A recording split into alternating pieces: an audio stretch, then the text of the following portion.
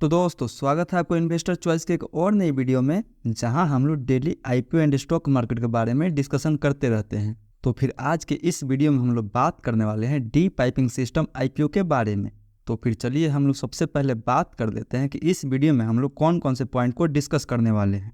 तो दोस्तों हम लोग सबसे पहले बात करेंगे इसके जीएमपी के बारे में कि मार्केट में अभी इसका जीएमपी क्या चल रहा है, ताकि आपको इस आईपीओ पे अपने लिस्टिंग गेन का अनुमान लग सके। दूसरे नंबर पे हम लोग बात करेंगे इस कंपनी के बारे में कि ये कंपनी काम क्या करती है और इस कंपनी का जनरली रेवेन्यू सोर्स क्या है। तीसरे नंबर पे इसके पीयर ग्रुप के बारे में देखेंगे कि मार्केट में इसी के जैसी और कौन कंपनियां हैं जो पहले से लिस्टेड है, और उसके साथ इसका हम कंपेयर करेंगे और देखेंगे कि इस सेक्टर में ग्रोथ कैसा रह सकता है। वहीं फोर्थ नंबर पे हम लोग बात करेंगे इसके फंडामेंटल के बारे में कि ये कंपनी लॉस मेकिंग है या फिर प्रॉफिट मेकिंग है। एंड उसके बाद हम लोग बात करेंगे इसके आईपीओ डिटेल के बारे में कि ये आईपीओ कब से ओपन हो रहा है एंड कब इसका लिस्टिंग डेट है। एंड दोस्तों सबसे लास्ट में हम लोग बात करेंगे इसके कंक्लूजन के बारे में कि इसमें हमें अप्लाई करना चाहिए या फिर नहीं करना चाहिए। अगर अप्लाई करना चाहिए तो लिस्टिंग गेन के हिसाब से करना चाहिए या फिर लॉन्ग टर्म के हिसाब से करना चाहिए। तो दोस्तों अगर आप रियली आईपीओ से पैसा कमाना चाहते हैं तो इस वीडियो के अंत तक जरूर देखें, ताकि आपको इस आईपीओ के रिगार्डिंग कोई भी कंफ्यूजन ना रहे। तो चलिए वीडियो में सीधा आगे बढ़ते हैं और सबसे पहले बात कर लेते हैं इसके जीएमपी के बारे में। तो दोस्तों बात करते हैं इसके जीएमपी के बारे में, तो मार्केट में अभी इसका जीएमपी 20 से 25% के आसपास चल रहा है। हालांकि देखा जाए तो दोस्तों इसका आईपीओ ओपन होने में अभी टाइम है, लेकिन पहले से ही इसके जीएमपी में 20 से 25% का अच्छा डिमांड चल रहा है। अगर 25% के हिसाब से भी देखते हैं तो पर शेयर पे हमें 50 रुपये का प्रॉफिट बता रहा है। 73 शेयर का लॉट है, उस हिसाब से हमें लगभग 3600 के आसपास तक प्रॉफिट देखने को मिल सकता है पर लॉट पे।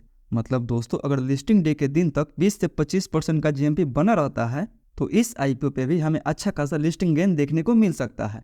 पर मैं आपको फिर भी रिमाइंड करना चाहूँगा कि हमें किसी भी आईपीओ के जीएमपी पे पूरा विश्वास नहीं करना चाहिए, इसीलिए उस कंपनी के काम और उसके फंडामेंटल को अच्छे से समझ के ही उसमें पैसा इन्वेस्ट करना चाहिए।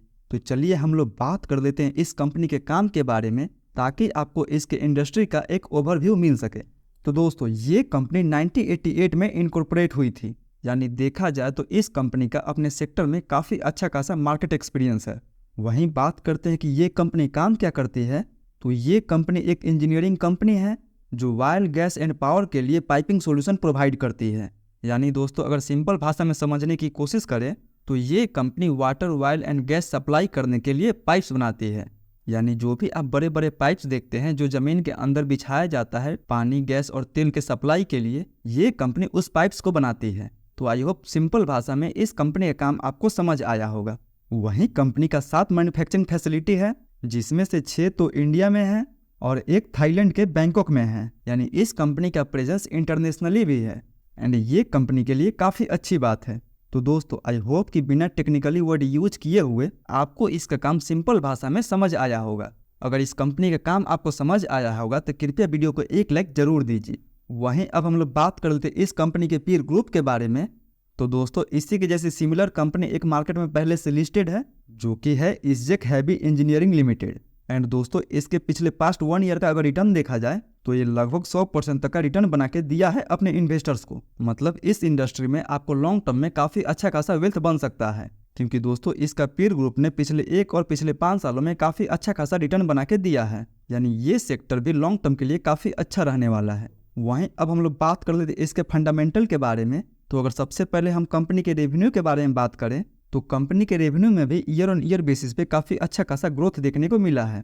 हालांकि 2022 में जरूर इसके रेवेन्यू में कुछ डिप देखने को मिला था, उसी की वजह से इसके प्रॉफिट में भी हमें 2022 में गिरावट देखने को मिला था। एंड अगेन FY23 में कंपनी ने अच्छा खासा रेवेन्यू जनरेट किया था एंड फाइनली ये अपने पुराने ट्रैक पे आ चुका है। वहीं अगर रेवेन्यू के तुलना में कंपनी का प्रॉफिट देखा जाए तो कंपनी के प्रॉफिट में भी ईयर ऑन ईयर बेसिस पे काफ़ी अच्छा खासा ग्रोथ देखने को मिल रहा है, क्योंकि FY21 में कंपनी ने 14 करोड़ का प्रॉफिट जनरेट किया था, बट अगेन FY22 में कंपनी के प्रॉफिट में डिक्लाइन देखने को मिला एंड सेम ईयर कंपनी ने बस 8 करोड़ का प्रॉफिट जनरेट कर पाई थी। बट अगेन 2022 से कंपनी ने अच्छा खासा कमबैक किया है और FY24 के 3rd क्वार्टर तक ही बात की जाए तो अभी तक कंपनी ऑलरेडी 14 करोड़ के आसपास प्रॉफिट जनरेट कर चुकी है। यानी उम्मीद है कि FY24 में कंपनी 17 से 18 करोड़ तक प्रॉफिट जनरेट कर पाएगी। वहीं अगर इसके रिजर्व एंड सरप्लस के बारे में बात की जाए तो रिजर्व एंड सरप्लस में कंपनी कोई कंसिस्टेंसी नहीं दिखा रही है, किसी ईयर में ज़्यादा तो किसी ईयर में कम शो कर रही है। बट रिजर्व एंड सरप्लस की तुलना में कंपनी का टोटल अगर बोरोइंग देखें तो कंपनी का बोरोइंग भी ईयर ऑन ईयर बेसिस पे बढ़ रहा है।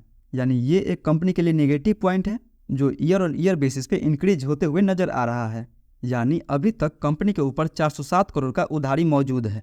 बट इस आईपीओ से कंपनी जो भी पैसा जुटाएगी उससे बहुत हद तक ये अपना उधारी चुकाएगी। यानी ये कंपनी के लिए काफ़ी अच्छी बात है। वहीं इसका आरओई लगभग 3%, आरओसी लगभग 7% एंड डेब्ट टू इक्विटी 0.86 का है। यानी इस कंपनी का आरओई एंड आरओसी काफ़ी कम है। एंड दूसरे नंबर पे ये कंपनी हमें वैल्यूएशन वाइज भी काफ़ी महंगी नज़र आ रही है क्योंकि इसका इंडस्ट्री पी 26 का है, जबकि ये कंपनी अपना आईपीओ 73 के पी पे लेके आ रही है। यानी अपने इंडस्ट्री से भी और अपने पीर कंपटीटर से भी ये कंपनी अपना आईपीओ काफ़ी महंगी वैल्यूएशन पे ला रही है। यानी दोस्तों इस आईपीओ में भी आपको लॉन्ग टर्म के लिए काफ़ी सोच समझ के अप्लाई करना होगा क्योंकि कंपनी अपना आईपीओ भी काफ़ी हाई वैल्यूएशन पे ला रही है। लेकिन कंपनी के पास एक प्लस पॉइंट ये भी है कि कंपनी अभी 828 करोड़ के ऑर्डर बुक पे बैठी हुई है। यानी कंपनी के पास अभी फिलहाल काफ़ी तगड़ा ऑर्डर बुक भी है। तो हो सकता है कि इस ऑर्डर बुक की वजह से भी ये कंपनी अपना आईपीओ इतना हाई वैल्यूएशन पे लेके आ रही है। बट वहीं पिछले एक साल का इसका कंपाउंडेड सेल्स ग्रोथ 29% का एंड प्रॉफिट ग्रोथ 43% का है। यानी पिछले एक सालों में कंपनी के फंडामेंटल में काफ़ी अच्छा खासा सुधार देखने को मिला है। बट वहीं पिछले 3 सालों में इसका compounded sales growth -6% and compounded profit growth -5% का है। मतलब इसका लास्ट 3 ईयर का रिकॉर्ड तो उतना अच्छा नहीं है, पर पिछला एक साल का रिकॉर्ड इसका अच्छा है। तो होप कि अगर जिस तरीका से कंपनी अभी ग्रो कर रही है उसी हिसाब से ये आगे ग्रो करती रहे तो इसमें हम काफ़ी अच्छा खासा वेल्थ क्रिएट कर सकते हैं। वहीं अब हम बात कर देते इस आईपीओ के डिटेल के बारे में। तो ये आईपीओ 19 से 21 जून तक खुला रहेगा, जिसका प्राइस बैंड 193 रुपये से लेकर 203 रुपये पर शेयर रखा गया है। एंड इस आईपीओ का टोटल इशू साइज 418 करोड़ का है, जिसमें से fresh issue 325 crore and offer for sale के तहत 93 करोड़ के आसपास कंपनी का प्रमोटर अपना हिस्सेदारी बेचेंगे। यानी देखा जाए तो इस आईपीओ का मैक्सिमम पैसा कंपनी के पास जाएगा, जिससे कंपनी अपना लोन चुकाएगी। तो ये कंपनी के लिए काफ़ी अच्छी बात है कि मैक्सिमम पैसा कंपनी के पास जाने वाला है। वहीं मिनिमम हम इसमें एक लॉट अप्लाई कर सकते हैं। एक लॉट में हमें 73 शेयर मिलेगा, जिसके लिए हमें 14,819 रुपये इन्वेस्ट करना होगा। एंड रिटेल के लिए इस आईपीओ में 35% का कोटा रखा गया है, जो कि काफ़ी अच्छी बात है रिटेल के लिए, क्योंकि अभी तक जो भी 2-3 आईपीओ आया था उसमें रिटेल का कोटा केवल 10% का रखा गया था। पर इस आईपीओ में आपको रिटेल का कोटा 35% का रखा गया है, जो कि आपको अलॉटमेंट चांस को और भी बढ़ा देगा। तो रिटेल को इस आईपीओ में काफ़ी अच्छा खासा पैसा बनाने का मौका दिया गया है। वहीं इसका अलॉटमेंट हमें 24 जून और इसका लिस्टिंग हमें 26 जून को देखने को मिल जाएगा। तो दोस्तों ये तो हो गया इस आईपीओ के कंप्लीट डिटेल के बारे में। तो चलिए हम लोग बात कर देते हैं अपने फाइनल टॉपिक पे कि इस वीडियो का कंक्लूजन क्या रहना चाहिए। क्या हमें इसमें अप्लाई करना चाहिए या फिर नहीं करना चाहिए। तो हम लोग सबसे पहले बात कर लेते हैं कि क्या हमें इसमें लिस्टिंग गेन के लिए अप्लाई करना चाहिए या नहीं करना चाहिए। तो दोस्तों अभी तक इस आईपीओ में 20 से 25% का जीएमपी चल रहा है। तो अगर इसका जीएमपी ऐसे ही बरकरार रहता है तो इसमें आपको लिस्टिंग गेन के लिए ज़रूर अप्लाई करना चाहिए। बट अगर इसका जीएमपी 15% से कम होता है तो इस आईपीओ को आपको छोड़ ही देना चाहिए लिस्टिंग गेन के लिए। लेकिन अगर 20 से 25% के ऊपर हो तो इसमें ज़रूर अप्लाई कर देना चाहिए। वहीं अब हम बात कर लेते हैं क्या इसमें हमें लॉन्ग टर्म के लिए अप्लाई करना चाहिए या फिर नहीं करना चाहिए। तो दोस्तों जैसे कि इसके पीर ग्रुप को देख के हम अंदाज़ा लगा चुके हैं कि इस सेक्टर का डिमांड अभी काफ़ी तेज़ी से बढ़ रहा है। वाटर सप्लाई और गैस सप्लाई का काम अभी भारत में शुरू ही हुआ है, यानी इस सेक्टर का पीक आना अभी बाकी है।